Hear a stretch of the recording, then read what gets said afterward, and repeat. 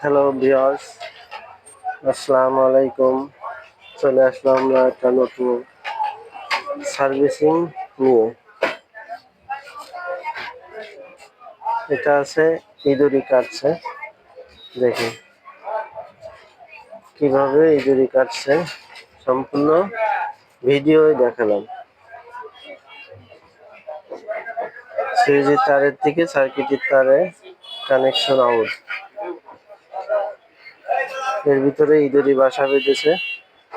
এই 30 কেজি মেশিনগুলো ইঁদুরি নষ্ট করে বেশি। সবাই সতর্ক থাকবেন এবং মেশিনগুলো একটু যত্ন করবেন, নাহলে ইঁদুর এইভাবে কাটবে। মেশিনটা আছে অ্যাপোলো আর নিচেরটা আছে আরএফএল। মেশিনটা নিয়ে আইছে কেশবপুর থেকে।